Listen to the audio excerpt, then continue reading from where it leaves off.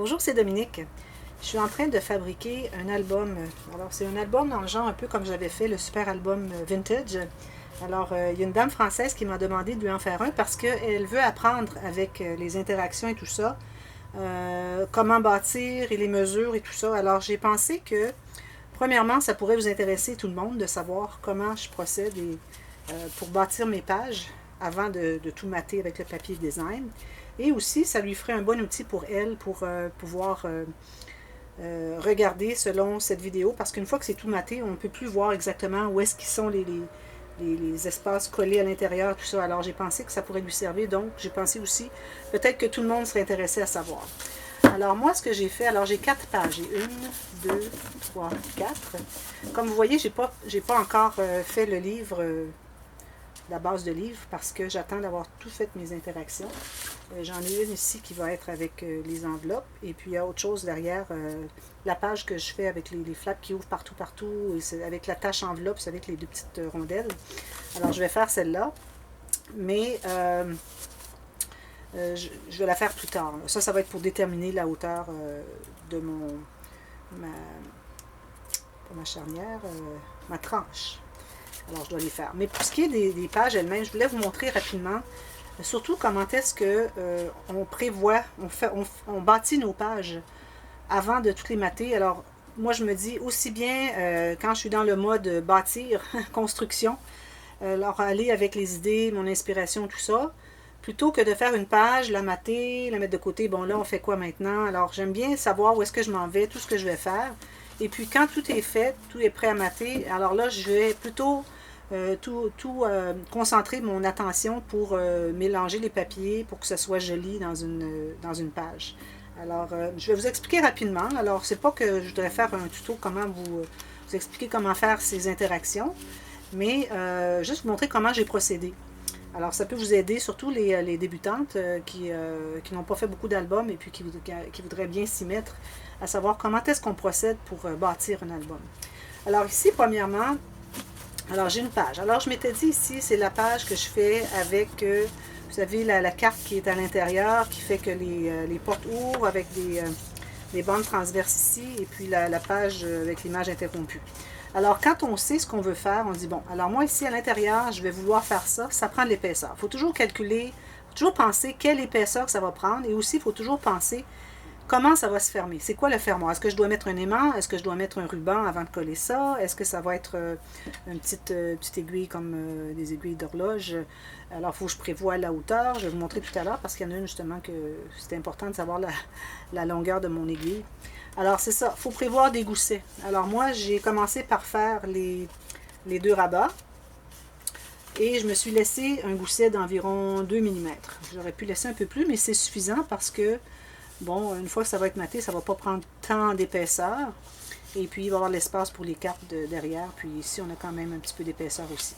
Alors, puis ici, il n'y en a comme pas. C'est pas nécessaire. C'est juste une carte photo qui va entrer à l'intérieur.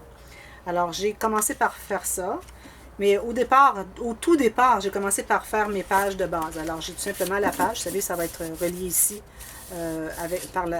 sur la tranche. Et puis, le haut qui est ouvert va devenir une pochette pour mettre une carte. Alors, j'ai tout simplement fait la base de mes pages. Et puis là, j'ai commencé à construire dessus. Alors, celle-là, j'ai commencé par faire le gousset pour les rabats. Ensuite, j'ai fait un gousset sur la boîte qui va contenir l'enveloppe. Je l'ai fait assez gros parce que je m'étais dit, bon, je vais faire une carte avec 2 rabats comme ceci. Alors là, c'est le rabat normal, comme on voit toujours, où est-ce qu'on peut mettre des cartes à l'intérieur. Mais en plus, il y en a une qui s'ouvre au complet. Alors, j'ai ajouté un rabat, ce qui fait que ça va rajouter du papier, en plus des photos aussi qui vont être ajoutées. Alors, puis aussi, j'ai prévu la largeur, qui est un petit peu de mouvement. Alors, c'est pour ça que j'ai fait une carte, comme une boîte avec mon gousset des portes, finalement. Alors, ça, c'était celle-là. En plus, la prochaine, alors là, c'était juste une cascade, alors il n'y avait rien de spécial, mais j'ai décidé que toutes mes pages de ce côté auraient une doublure de page. Alors, j'ai fait ma doublure de page, j'ai fait mes cartes qui allaient à l'intérieur, il me restera à tout mater, comme de raison. Mais ici, parce que bon, je voulais pas que ça se promène, tout ça, alors j'ai décidé de mater le fond de page avant de poser ma cascade. Alors, ma cascade est faite, il reste juste à tout mater ça. Alors, ça, c'est pour celle-là, mais aussi, regardez, j'ai un petit ruban ici parce que j'ai autre chose. Alors ici, encore, je me suis gardé un gousset parce que je m'étais dit, bon, ici, j'aimerais avoir des pochettes. Alors, je vais avoir des pochettes. Ici, je les ai déjà faites parce que j'avais envie de les faire à cause, j'avais déjà fait mon punch de... Si je vais vous montrer, là. Parce que avec l'ombre, vous savez. Alors, il y a deux couleurs, il y a le noir derrière. Alors, je dis, bon, tant qu'avoir fait cela, je vais les faire tout de suite, ça sera fait. J'avais mon punch dans les mains, là, ma perforatrice dans les mains.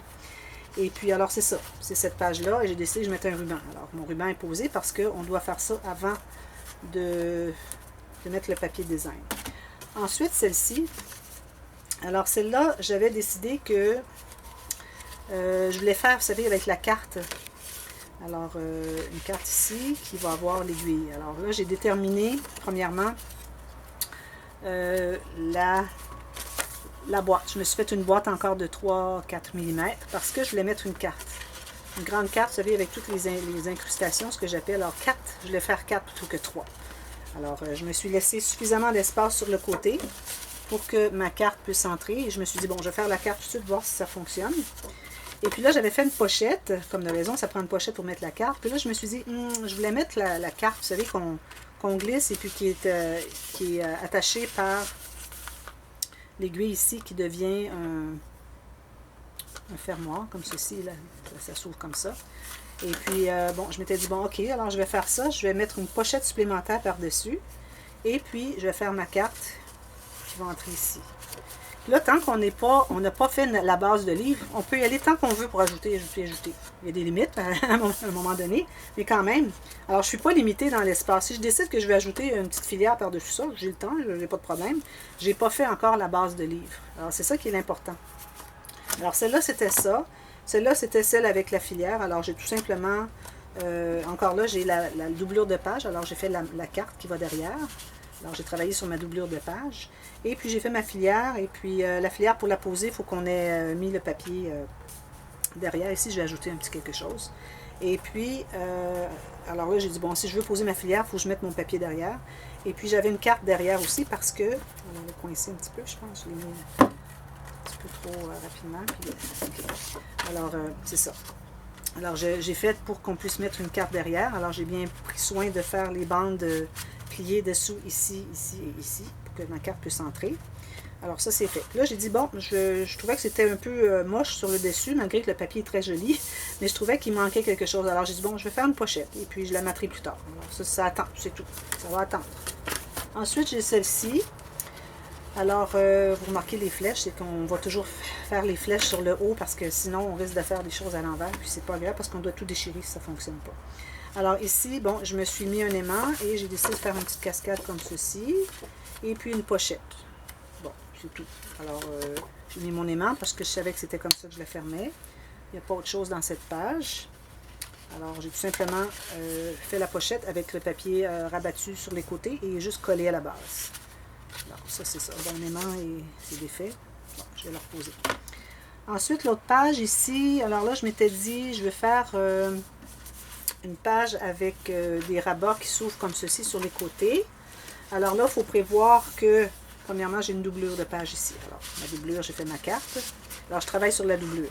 Alors, si je sais que je vais faire une pochette, donc je dois prévoir un bon gousset à cause de la pochette, à cause de ce qu'il va y avoir là. Et parce que ça doit inclure aussi tout ce qu'il y a là. Mais si jamais, vu que c'est loin, si jamais on n'a pas fait de gousset suffisamment pour inclure tout ça, ça va quand même parce que le pli est tellement loin que quand même qu'il serait que ça devrait aller comme ceci. Ça ne dérange pas si ça inclut pas, si c'est trop épais. Parce que ma carte est grande. Quand on a des cartes plus petites, il faut vraiment ajouter des goussets. Mais là, je me suis dit, bon, ça va être correct. Et puis là, ben, j'ai pas mis l'aimant sur la page parce que je m'étais dit, je vais faire des pochettes de chaque côté en plus. Parce que je vais faire des choses très originales. Alors, mon aimant, je savais qu'il allait ici. Et l'autre, je l'ai mis ici. Au départ, je l'avais mis sur la carte, sur le rabat. Là, je me suis dit, non, c'est vrai, je veux mettre une pochette. Alors, je dois le mettre sur le dessus. Parce que si je le laisse derrière, alors là, on sait qu'il va y avoir le papier qui va mater ici. Il va y avoir quelques photos. Alors, c'est toute l'épaisseur. En plus, il va avoir ce carton ici qui va être maté par-dessus, plus lui qui va être maté et une photo. Alors, ça ne se collerait plus. Ça serait trop loin. Il y a des limites à ce que l'aimant puisse aimantées ensemble. Alors, en la mettant juste sur le dessus de la poche, là, vous vous souvenez de vous sauver 1, 2, 3, 4, 5 épaisseurs. Alors là, comme ça fonctionne bien. Alors ça, c'était ma page. Et puis celle-là, je vous l'ai dit déjà. Ensuite, une autre ici, bon, alors encore avec ma doublure de page, où j'ai mis toutes mes cartes. Alors je les ai mises pour que, bon, ça soit fait. Tout ce qui va me rester à faire par la suite, c'est de mater à l'intérieur ici pour que ça fasse un fini avec un imprimé. Et peut-être aussi sur le bord de mes pages, on verra bien. Alors ici, je me suis dit, bon, je vais tout simplement faire un petit cahier parce que je voulais faire un cahier de journaling. Alors j'ai fait le cahier. Et là, quand je suis venue pour le poser, non, au départ, quand j'avais ma bande de papier, il me restait cet espace-ci. Alors, j'ai voulu le plier, je ne voulais pas le couper, puis j'ai dit, je vais faire une pochette en plus. Mais vous avez vu dernièrement la technique où est-ce que c'est qu'on doit ajouter une bande pliée en deux à l'intérieur, parce qu'on ne doit pas coller le rabat pour faire la pochette, parce que ça nous limite de ici à ici pour l'espace pour mettre une photo, tandis qu'on aimerait bien avoir jusqu'au bord. Alors, on a la petite bande de papier qui est pliée en deux, avec le pli à l'extérieur, la partie extérieure de la carte, ce qui fait qu'on peut avoir quelque chose qui va aller jusqu'au bord, en haut et en bas. Alors, c'est ce qu'on recherche. Et puis là, je m'étais dit, bon, comment est-ce que je vais coller ma page sur, je veux dire, mon petit cahier sur la page. Alors là, je me suis dit, j'aimerais bien avoir une carte derrière. Alors, je dis, bon, alors je vais faire la même chose que j'ai fait pour le petit rabat ici, avec une bande de papier plié comme ceci, pour lui donner l'expansion jusque-là. Je vais faire la même chose avec mon petit cahier. Alors, je me suis mis une bande pliée en deux, avec le pli à l'extérieur, de là à là. Alors là, ça me donne tout cet espace pour mettre une carte. Si j'avais collé, comme je faisais avant, si j'avais collé le cahier directement là, alors j'aurais pas pu avoir une carte plus que de ici à ici, parce qu'il y a l'espace qui est collé. Alors j'ai dit, bon, je vais faire encore cette petite méthode de la petite bande, et puis ça va me donner tout cet espace-là, parce qu'il n'est pas maté, mais une fois qu'il va être maté, ça va être facile à entrer.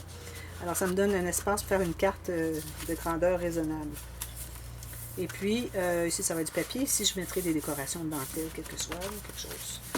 Ensuite, ici, alors là, je vais encore utiliser les aiguilles. Mais là, je vais devoir aller avec la petite parce que la grande, elle serait trop grande pour aller ici. À moins que je couperais ma page, je pourrais la couper si je voulais avoir plus grand. Parce que là, on ne peut pas avoir ça ici qui ressort, ça ne fonctionne pas. Alors, peut-être que je pourrais enlever juste un petit 3 mm. Puis là, ben, ce serait correct s'il reste un petit peu. Ou bien j'utilise la petite.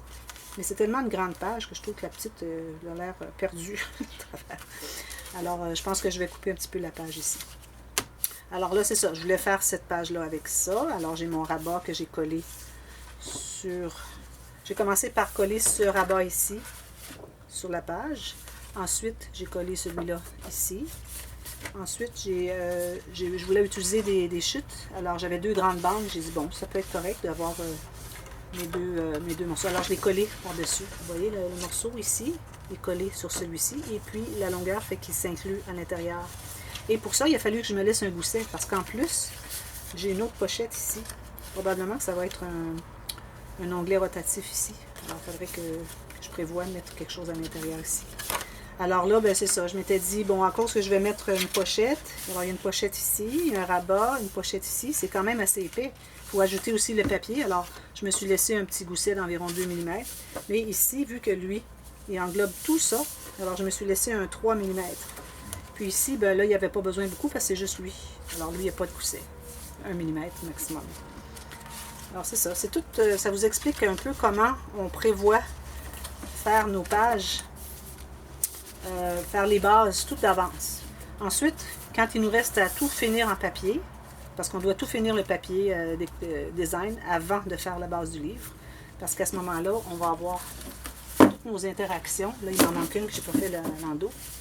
Alors, toutes les interactions ici, elle est trop longue, je vais la couper. Alors, on verra plus tard. Alors, avec toutes ces interactions, là, quand elles vont être toutes... couverte de papier design, là, je vais voir vraiment l'épaisseur avec toutes les cartes et tout ça à l'intérieur. Là, je vais savoir quelle épaisseur. Ça va probablement être comme ceci. Ça va être un bon 4 pouces, quoi. Peut-être 3 pouces et demi, parce qu'il n'y a pas besoin d'être si autant d'espace entre les pages. Mais il ne faut pas quand même penser que c'est épais comme ceci, parce qu'il faut penser qu'il va y avoir toutes les photos qui vont être ajoutées à l'intérieur. Alors, il faut juste le laisser un peu lâche, et puis le tenir comme ça, puis dire, bon, ok, alors c'est ça ma largeur. Alors ça, je ferai ça plus tard, quand je vais avoir tout maté ça.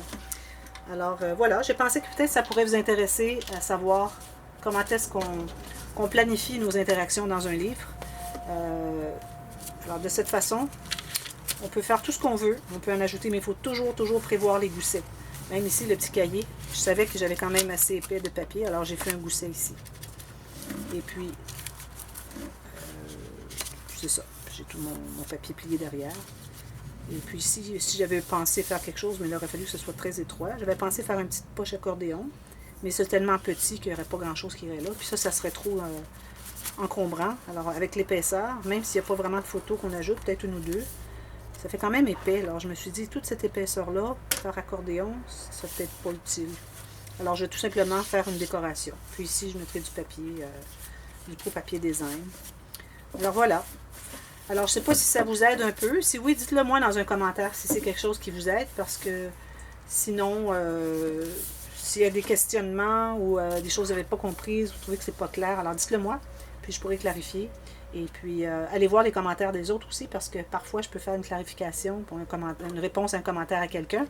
Et puis, ça peut être utile pour vous aussi de voir la façon que j'ai pu répondre à la question ou au questionnement de la personne. Alors, voilà. J'espère que ça vous aide. Et puis la personne qui a commandé le livre, j'espère que ça va vous donner une petite idée comment tout est installé avant qu'on ait tout mis le papier design. Parce que c'est important de vraiment planifier. C'est surtout pour les goussets. Planifier les goussets, savoir qu'est-ce qu'on va faire à l'intérieur avant de plier. Parce que si on a plié et puis on n'a pas laissé de gousset, bien là on n'a plus de place pour ajouter des pochettes à l'intérieur. Alors il faut comme avoir une idée à chaque page, qu'est-ce qu'on va faire avant de décider qu'est-ce qu'on laisse comme gousset.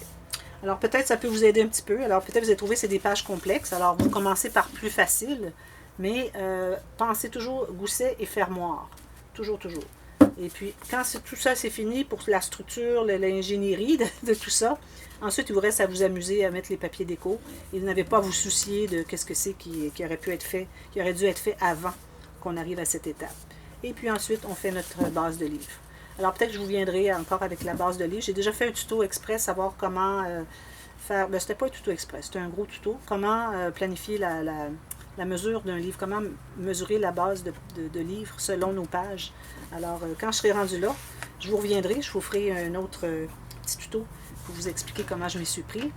Et puis j'espère que ça va vous aider aussi. Alors voilà, alors si ça vous a aidé, vous pouvez faire aussi le petit pouce en l'air si vous avez aimé. Et si vous n'êtes pas abonné et que vous pensez que ça pourrait être bien pour vous de voir d'autres vidéos sur toutes sortes de trucs et aussi de l'inspiration pour quand les projets sont terminés, que je présente les projets terminés, ça peut vous inspirer pour des interactions. Moi, c'est comme ça que je suis venue qu'à apprendre toutes sortes de techniques et d'avoir l'inspiration, c'est à voir ce que les autres font. Alors, si ça vous aide aussi, bien cliquez sur le petit « Je m'abonne » si ce n'est pas déjà fait.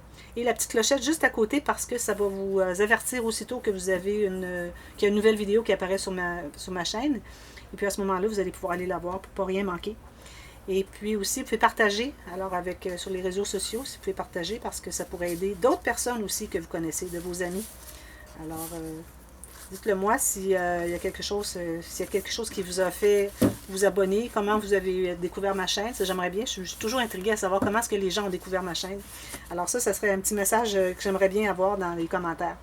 Alors dites-moi ça, et puis en attendant, je vais travailler là-dessus, et puis je vous reviens avec... la base de livre une fois que tout va être maté. Alors, je vous reviens bientôt. Merci d'avoir regardé. Bye bye.